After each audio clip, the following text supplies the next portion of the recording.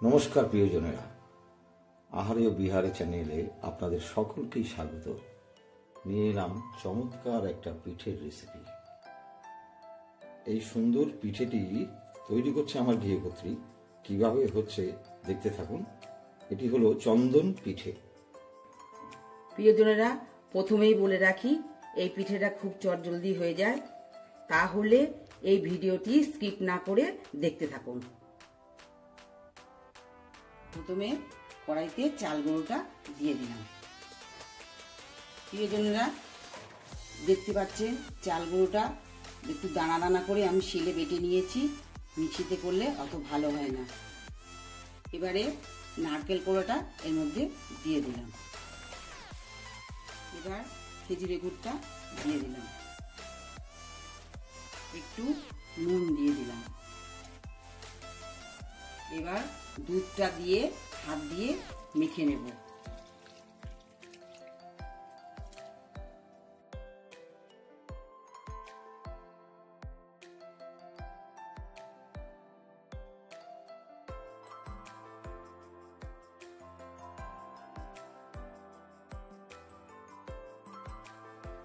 এটা মাখা হয়ে গেছে।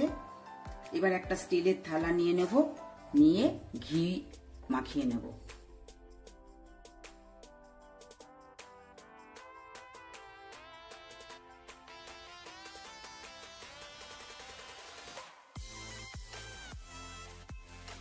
গ্যাসে কড়াইটা বসিয়ে দিয়েছি। এবারে পিঠেটাকে সমানে নেড়ে যেতে হবে, না নাড়লে তলায় লেগে ধরবে, তাহলে পিঠেটা ভালো হবে না।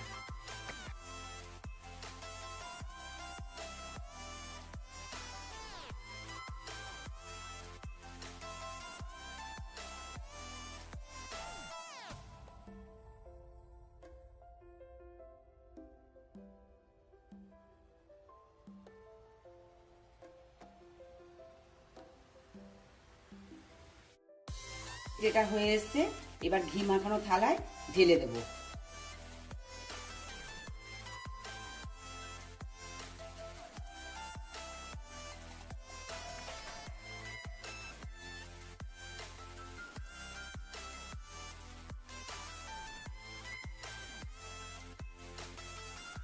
প্রিয়জনেরা, পিঠেটা ঢালা হয়ে গেছে।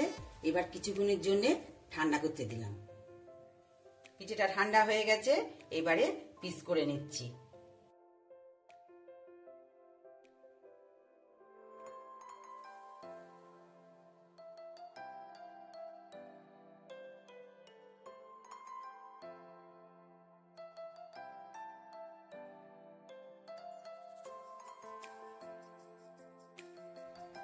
প্রিয়জনেরা, বরফি পিস করে নিয়েছি, কিশমিশ দিয়ে সাজিয়ে নিয়েছি।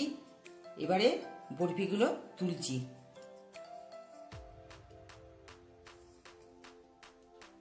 দেখুন কি সুন্দর পিসগুলো উঠে গেছে।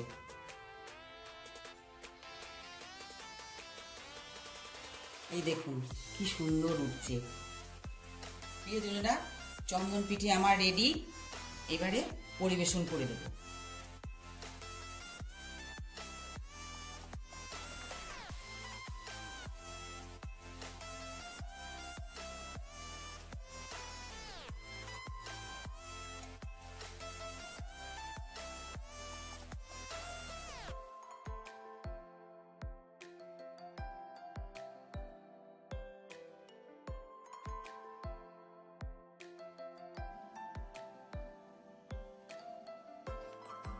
প্রিয়জনেরা, প্রতীক্ষার অবসান। অবশেষে পিঠে আমার পেটে চলে এসছে। আমি এখন স্বাদ দিয়ে আপনাদেরকে জানাচ্ছি কেমন হয়েছে খেতে।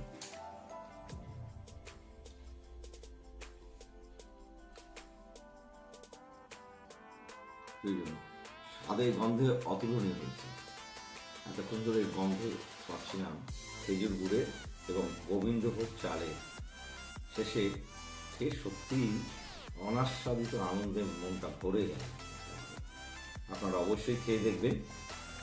আর ভিডিওটা যদি ভালো লাগে লাইক করবেন, শেয়ার করবেন, আর সাবস্ক্রাইব করতে কিন্তু ভুলবেন না। এভাবে আমার পাশে থাকবেন, আমার এই পরিবারটাকে এগোতে সাহায্য করবেন। আজ তাহলে এই পর্যন্তই। তাহলে দেখা হচ্ছে আগামী নতুন কোনো ভিডিওতে। ধন্যবাদ।